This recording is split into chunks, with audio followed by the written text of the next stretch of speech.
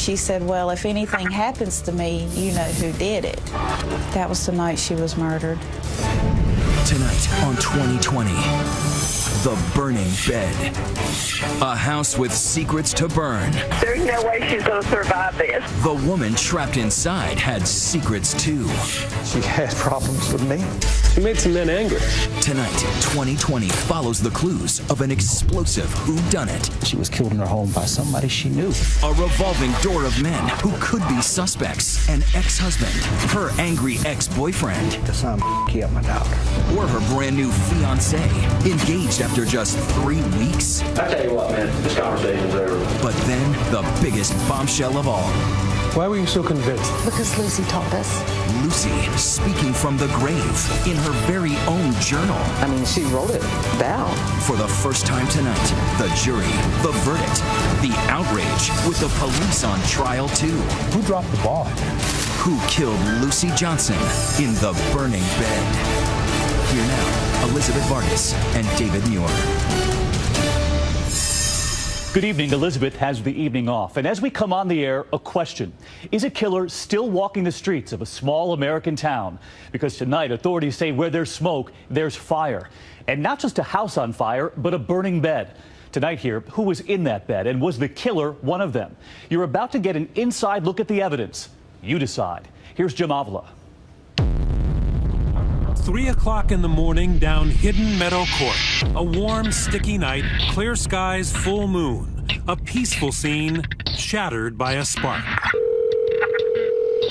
Gaston County 911. We have a house fire, 4835 Hidden Meadow Court.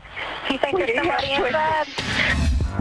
Suddenly, the sky lights up bright. A house is burning and it looks bad. Neighbors are horrified. We think there is someone inside. Please help us. There's a lady's car here. She's not answering. There's no way she's going to survive this. And now at noon, a house burned down to the ground where a mother and 2 children lived. Eyewitness News reporter Ken Lemon, he's been on the scene with investigators all morning. Reporter Ken Lemon with ABC affiliate WSOC is among the first on the scene. Well, as you mentioned, police can't say if it is that woman. The house was in ruins, and you could tell that it was a pretty bad fire. The missing lady is 31-year-old Lucy Johnson, married twice, a well-liked young mother living with her 2 children, working as an emergency room nurse. Lucy's children are safe. They had spent the night with their respective fathers. But where is Lucy? And then I hear from more neighbors who say, you know, I was at the back door, I was at the door trying to get in, and I couldn't get inside. And they begin to tell me about the woman they couldn't account for. This grim document, obtained from the investigation file, has the terrible answer. It shows a badly burned body in an upstairs bedroom. I do know I have a body in the house, and it is deceased. That body unrecognizable, identified only by dental x-rays and the serial numbers on her breast implants. And sadly, yes, it is Lucy. A police officer calls her father, Mike Dye. She informed me that there was a fire at Lucy's house. And I asked her, I said, did Lucy get out? She said, no, Lucy's still in the house. Because I wrote down. With a body inside, this is more than a fire. Police are called, arson inspectors. It's an all-out investigation. In the ashes, those investigators immediately notice something strange. The burn patterns. A trained fire dog detects a suspicious trail of burnt gasoline leading from Lucy's bed down the blackened stairway and out the back door. It was an accident. No, this is arson. And then suddenly this car comes racing right up to the police tape, and this guy jumps out, and he runs into the arms of the first person there, and he starts crying. It's Mike Mead, and he's crying because inside the smoking hulk of a building is the woman with whom he's planning a future. When you get there, what do you see? Oh, Lord. The house was still smoldering, still smoking. Lucy was his fiancée. Do you think to this day that she was the love of your life?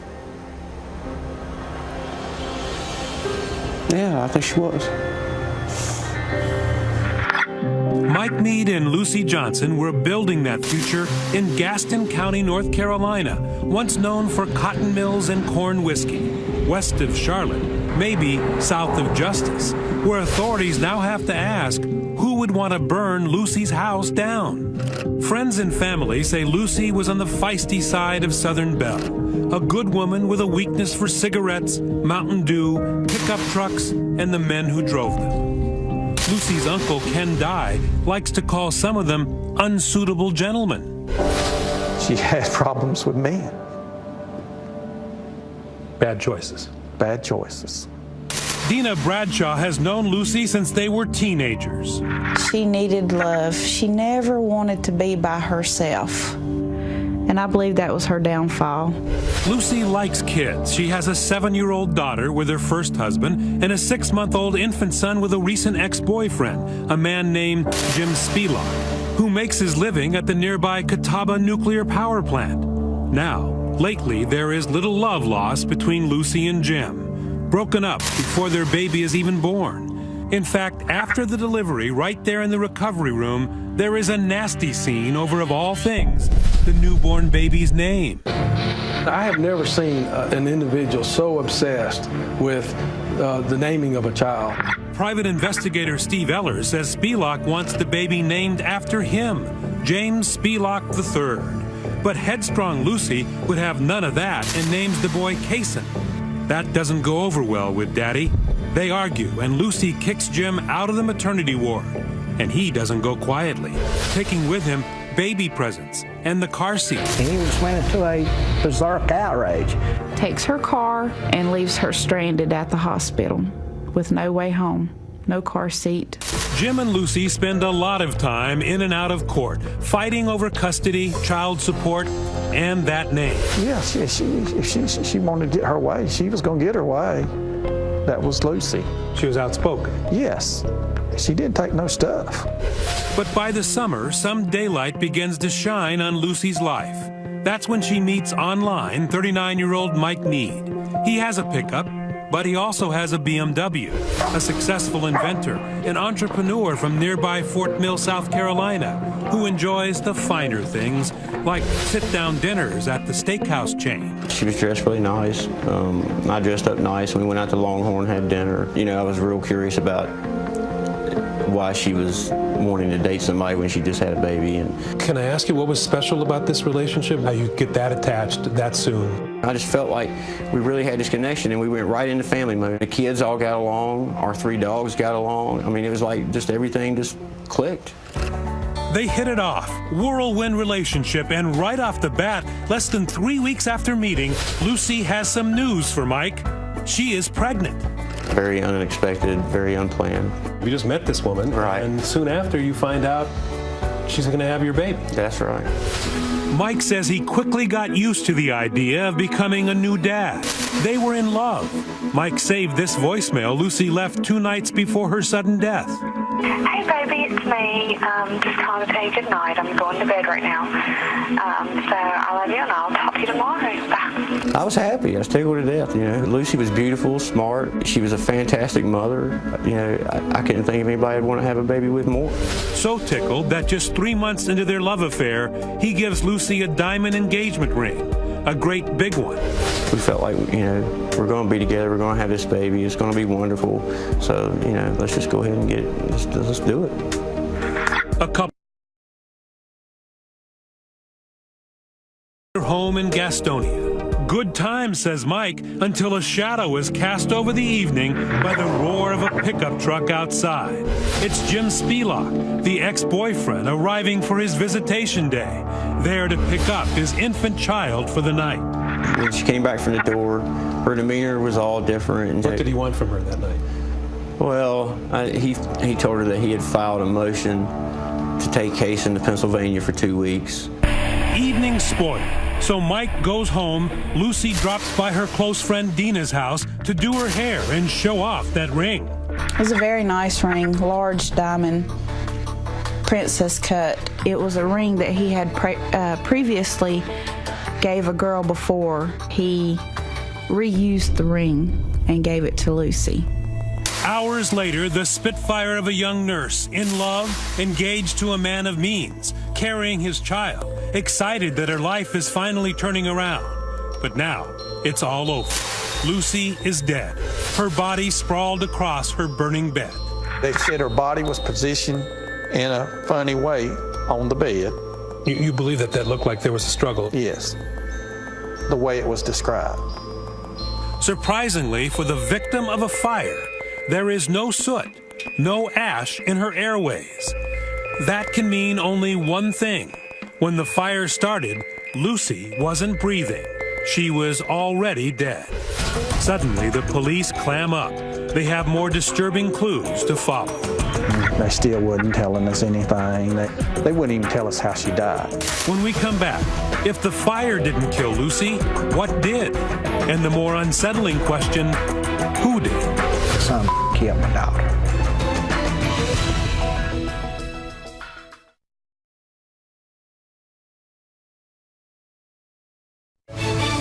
#2020 continues with The Burning Bed. Once again, Jim Avila. As Lucy Johnson's house on Hidden Meadow Court smolders, Gaston County, North Carolina police are feeling the pressure. A nurse and caring mother of two with another baby on the way. Her badly scorched body found atop her burning bed. The police interrogation room needs a revolving door with a long list of exes from two husbands, a former boyfriend, and the fiancé to question. Which way to turn?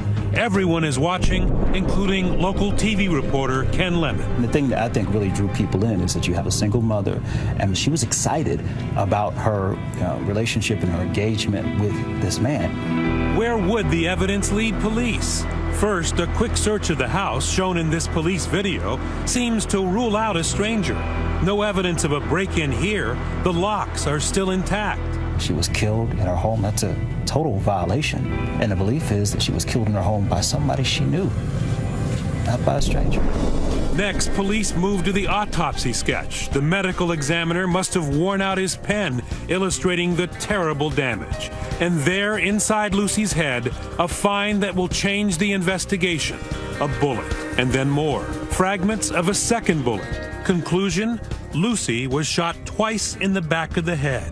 Now, it's not only an arson case. Now, friends, we have a murder. The very public search for a killer is on, and local media is watching. Still many questions today about a fire that took the life of a pregnant mother. We have several people of interest that we're looking at right now. So everybody's watching. People wanted to know who did this.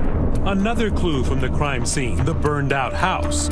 Lucy's engagement ring can't be found anywhere.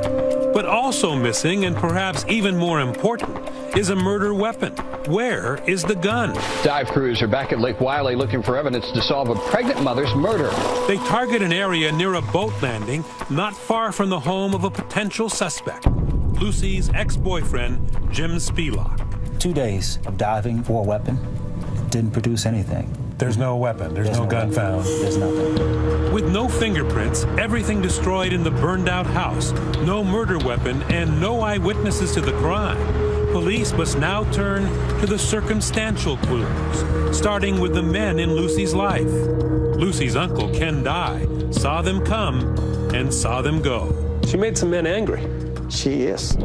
Gaston County Police open up the interrogation room. They bring in Philip Ocrelisa for questioning.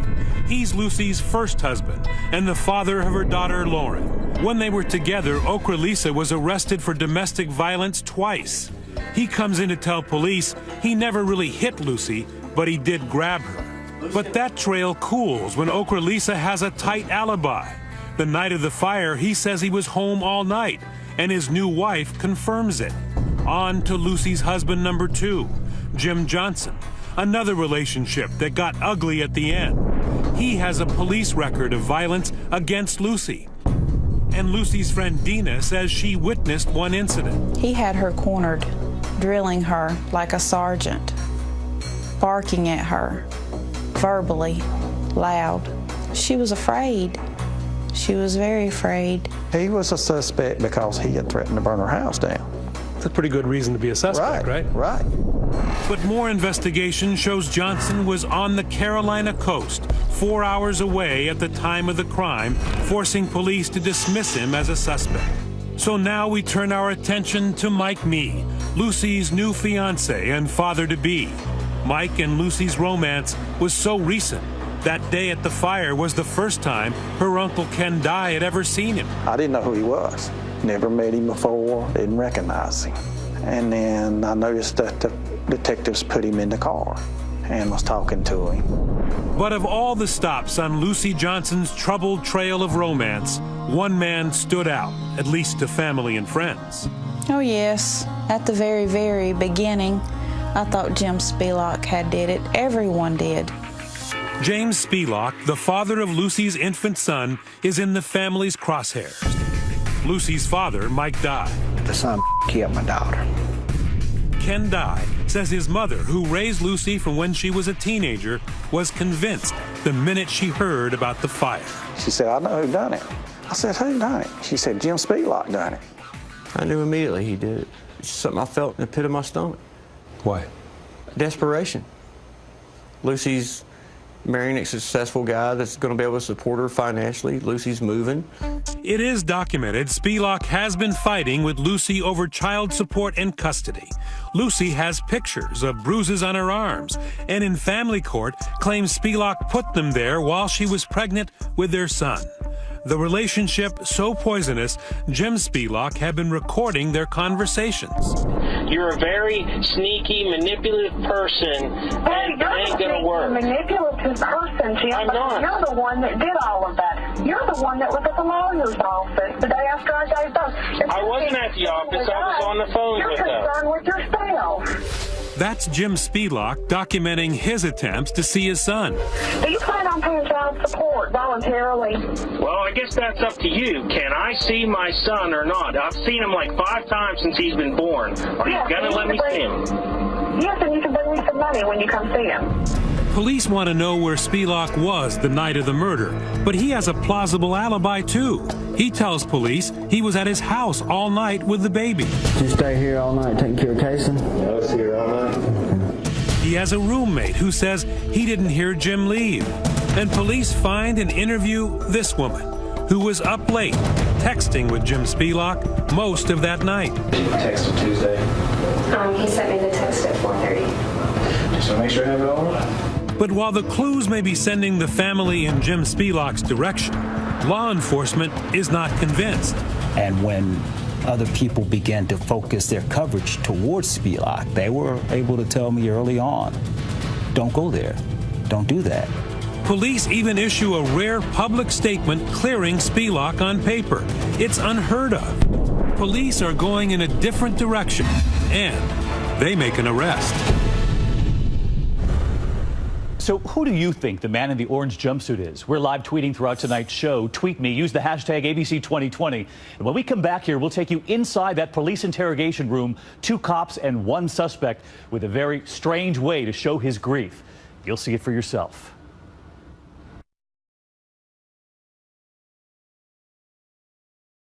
"2020 continues. Here again, Jim Avila.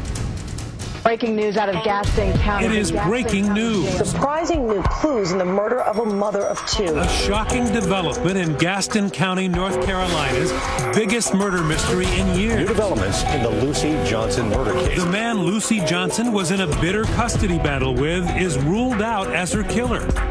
And now, in an even more surprising move, the man Lucy had told everyone was the answer to her prayers, Mike Meade, is arrested. Police say Mike Meade shot Lucy Johnson to death in her home last summer. It catches everyone off guard, especially Mike Meade, the successful local businessman never before accused of a violent crime. The man no one suspected of threatening Lucy is now charged with arson, rape, and murder.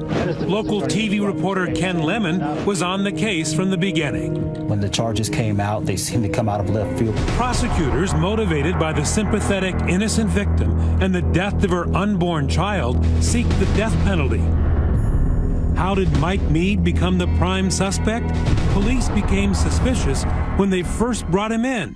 He denied killing Lucy, but after this interrogation obtained by Discovery Channel, investigators are convinced that the whirlwind storybook romance is a sham. I just felt so in love with her, so close to her. It just hurts me thinking that you guys would think that I would even. Well, I don't have no motive. We were supposed to be on vacation this week, man. I was really looking forward to spending my life with this chick. He usually described her as chick or that chick or something to that effect, which was very, very unusual. Eddie Meeks is one of the prosecutors convinced Meade is the killer. We know he didn't trust her, and it was in direct contradiction to his love of my life story. And police say Meade was suspicious and jealous, pointing to this exchange. When you were suspicious of Lucy a little bit. Yeah, I just want to make sure she was shooting, with somebody else there banging her or something. If she was banging somebody, what would you do? I'd walk out. It was a tense few hours for Meade. You are the one who is not telling us anything. I tell you what, man, this conversation's over, okay? I'm done with I had nothing to do with this. He seemed to enjoy the cat and mouse game, so to speak. In fact, for police, Mike Meade was his own worst enemy. They interview Lucy's best friend, Dina Bradshaw, who tells them about an odd conversation she had with Meade the day after the murder. He was in too good of a mood. He was laughing. He was happy. He's talking about Lucy's breasts and how he was going to miss them. He was not sad that he just lost his fiancée. Meade's behavior is enough to raise suspicion with Lucy's family. At Lucy's memorial service, her uncle says Meade made more inappropriate comments, this time about a 17-year-old relative. Mike leaned over and said, "Man, I sure like to have me some of that." This was at Lucy's, at her memorial service. The love of his life, as he called her. He was acting like he was at a party.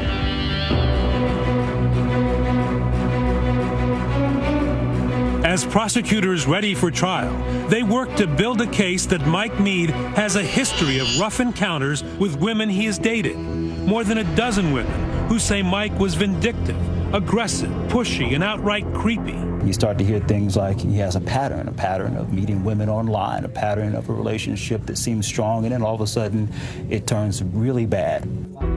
A key witness for the prosecution, best friend Dina Bradshaw, says Mike and Lucy fought constantly about her pregnancy. Mike, she says, wanted her to get an abortion. He never believed that the baby was his. Her feelings were hurt that he did not want her to have the baby. Odd behavior, a possible pattern of aggressive encounters with women, and some circumstantial evidence. Would it be enough? It's off to trial in Charlotte, North Carolina. This is about cold-blooded, premeditated murder. The prosecution tells the jury Mike is on a mission to be done with Lucy and the baby, and he wants his ring back. This was a $12,000 to $15,000 ring that Mr. Meade admittedly gave her. She's not the first person to have that ring, but she definitely was the last. If it was going to end, he was going to take the diamond with him. Miss Johnson, I believe, and we believe, lost her life over that diamond. This is about a control device, what I like to call a blood diamond. Police never find that diamond, but they were excited about another find at the house, the gold standard of evidence, DNA. The fire at Lucy's house did not burn everything. Evidence technicians are able to recover DNA inside Lucy. Diane Turbyfield covered the trial for the Gaston Gazette. There was some biological evidence of that Michael Meade had had sex with Lucy Johnson within about 24 hours of her death. Why does that matter? Prosecutors say Meade denied having sex with her that night, but police say he did, and DNA proves it. What's more, they say it was rape. Lucy would not have had sex with him willingly. Lucy was pregnant, and she had a condition that made having sex dangerous for the health of the baby. It was a flashpoint in Mike Meade's police interrogation. He is vehement the sex was consensual and several days before the murder. But you said you had sex with her after that. Real easy, because she begged. You still had sex? Come on, stop giving us a bunch of crap. Get it kind of stuff. I mean, had to be super gentle. Don't give us a bunch of crap that you didn't do this when you clearly did. We allege At trial, prosecutors aren't finished. They have a blockbuster surprise. A star witness who tells jurors, hold on, Mike Meade, he says, confessed to him. That's right, outright admitted he pulled the trigger that killed Lucy Johnson. Lucy's uncle can barely believe his ears. He said that Mike Meade told him he didn't mean to shoot her the first time, that he just shot at her to scare her, and it hit her. And it freaked him out so bad because she was jerking around, and that he went and shot her again in the back of the head. The prosecution ran with that. She reached up to her head and said, "Oh my God, you shot me, Mike. Please don't let me die." Powerful, huh? But there's a problem. That star witness, he has a bit of a credibility issue. You see, he is a convicted child rapist who says Meade told him all of this while both were locked up together for a short time in county jail. I've never confessed to a cop. I've never confessed to my lawyers. I've never confessed to anybody because I'm not going to confess for something I didn't do. But I'm going to confide in a guy that raped this girl. As the prosecution closes its case, is the deck stacked against Mike Meade, or is it a house of cards? Next, the murder victim testifies from the grave. Lucy's journal names a suspect. I mean, she wrote it down. It's a former boyfriend, but which one?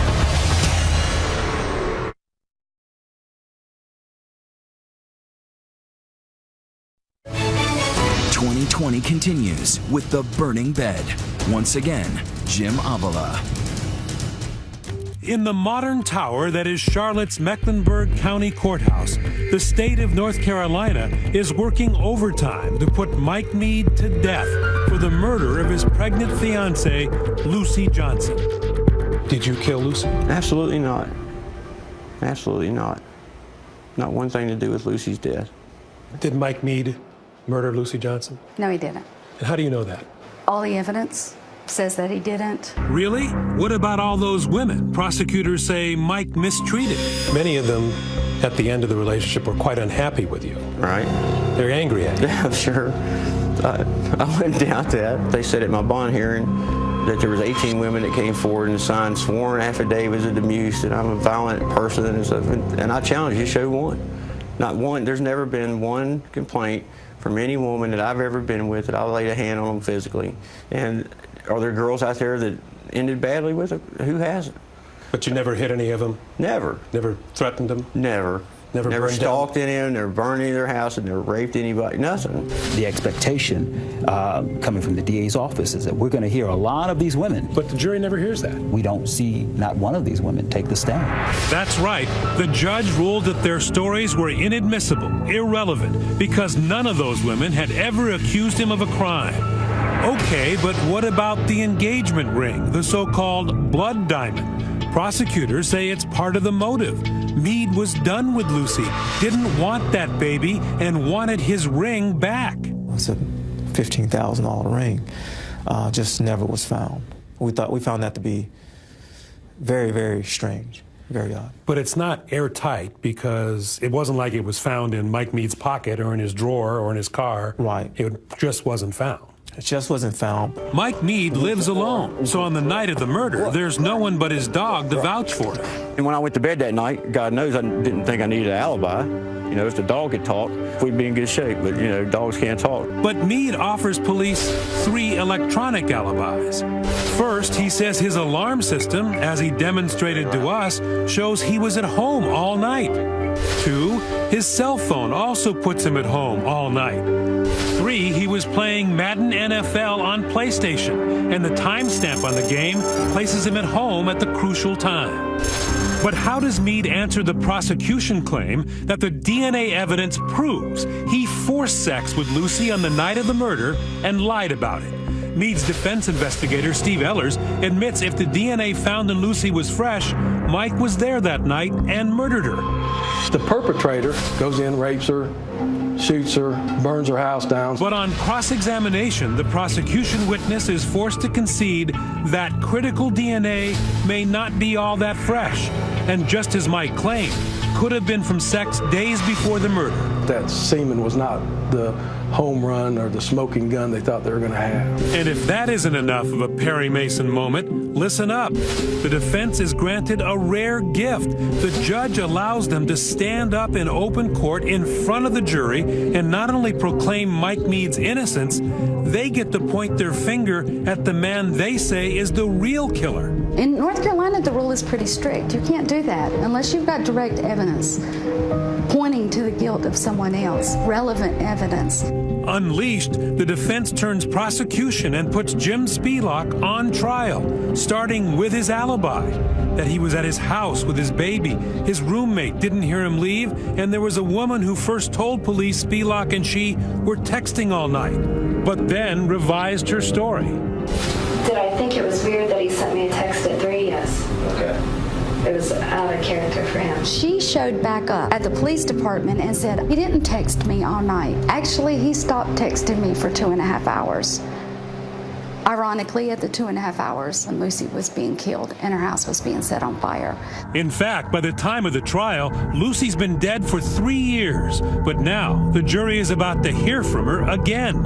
That's right, Lucy becomes the star witness at her own murder trial, offering stunning testimony from the grave, written in this pink polka dot notebook, a journal Lucy kept to build a custody case against Jim Spelach. Lucy told us over and over again in her own words who she thought she was in danger from. And it wasn't just all about that pink notebook. The prosecution witness, Dina Bradshaw, reluctantly delivered some devastating evidence in Mike Mead's favor. And she said, well, if anything happens to me, you know who did it. And so she was referring to Jim Spelach, but it was all in laughter. Laughed it off, maybe, but then she brought it up again. But she had said, well, remember what I said, you know, referring to if she's killed, that Jim Spelach did it. And we were laughing, and she left. That was the night she was murdered. And in that pink notebook, Lucy also documents accounts of Spelach's online gambling and an interest in cross-dressing that extended to buying sexual paraphernalia on the internet while he was supposed to be working at the nuclear power plant. Just about 2 weeks before her death, for the first time ever, she was able to actually document on the computer that he was purchasing these items. Documentation Lucy had just turned over to her custody lawyer days before her death. Mr. Spelach was aware that she had the proof of her allegations. That's the defense case. Jim Spelach murdered Lucy Johnson because she was about to win the custody case and reveal his darkest secrets. How more definitive can you be? That's another reason why at first we felt like it was him. But I've learned, don't jump to conclusions. He was perfect person to be framed for a crime. Jim Spelach turned down our request for an interview, but denies he murdered Lucy or bought women's clothes for himself. And prosecutor Eddie Meeks believed him. Regardless of all these different arrows pointing, all these red herrings, at the end of the day, when you weigh all the evidence, it was only one arrow, and that pointed at Michael Mead. But who does the jury believe? So the question tonight, what would you make of those writings in Lucy's journal? Enough to influence how you'd vote on the jury? Let us know on Twitter. Use the hashtag ABC2020. And you'll hear from that jury when we come back for the first time, revealing why they decided what they did right here on 2020. We'll be right back. When 2020 continues, what the jury heard, what they thought, and their bombshell verdict based on Lucy's journal. I mean, she wrote it down. But which name did she write? Next.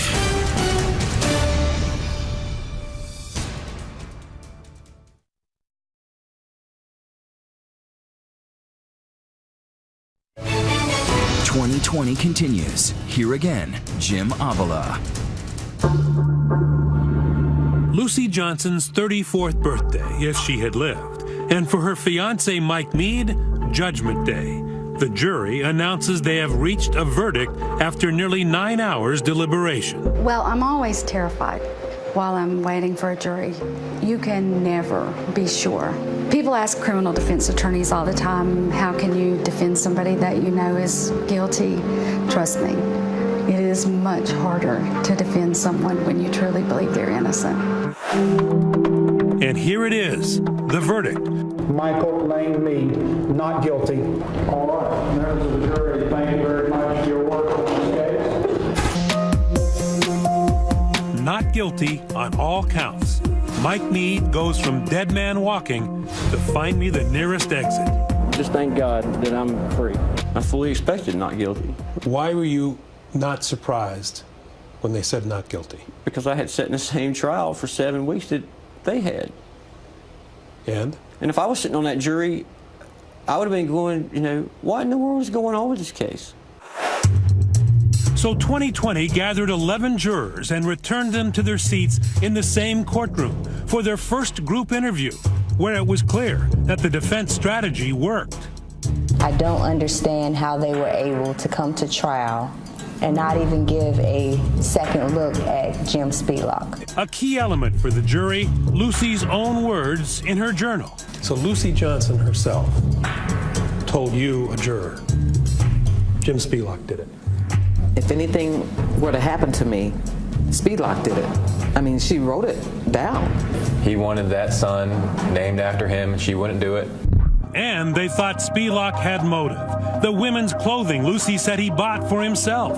James Spelak was backed into a corner at this point. I think even desperate in that he needed to stop that from being out in public. The jurors tell us in all Lucy's messages from the grave, they found not one word against Mike Mead. There was never any entry in any of her journals about him doing anything aggressive to her at all. I thought the state was really grasping at straws. The evidence was overwhelming as far as Mike Mead not doing it. And that's hard to hear, isn't it? That's hard to hear. The jurors saved their harshest criticism for the police, comparing them to a classic fictional North Carolina law enforcement buffoon. I called them Barney Fife. In my mind, I said, we got a bunch of Barney Fifes. I think Barney. They don't have a clue what they're doing. They blew it, and I think that's what bothers me about this case the most. And we do have a horrendous murder case that has not been solved. It leaves you wondering. So whether it was bad police work, or prosecuting the wrong man, or perhaps the perfect crime that allowed Mike Mead to get away with murder, one thing for sure, no one thinks Lucy Johnson got justice. Since Mike Mead has been tried and acquitted, and since you don't believe that there's anybody else out there that could have done the crime, Lucy will never get justice in your mind. Not in my mind. Today, Jim Spelak has full custody of his son, Kason, who after Lucy's death, he renamed James Spelak III. Mike Mead says, although he is free, he lives under a cloud of suspicion. All right, well, we interviewed Meeks, okay? To this day, he thinks you did it. Well, to this day, he's an idiot. Where there's smoke, there's fire. The evidence is cleared. I have no respect for Meeks. So, what Meeks thinks, I don't really care what I think. Matters is what the 15 jurors that heard the evidence think.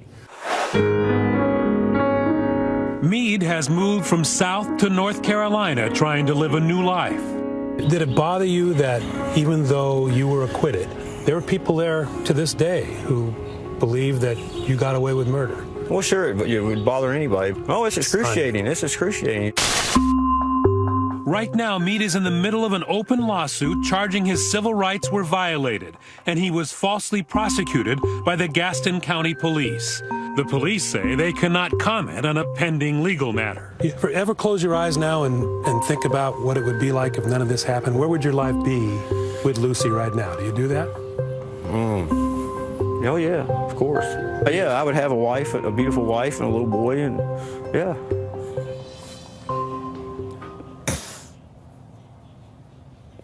You miss her? Yeah, I miss her.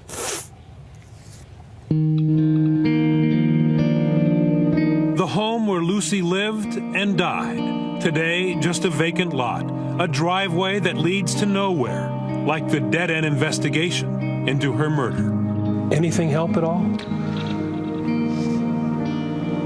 No, just my faith in God. That one day, the person that did this will have to face him. He's another judge. Where all the evidence will be. Right. Nothing's hidden from him. It'll be exposed.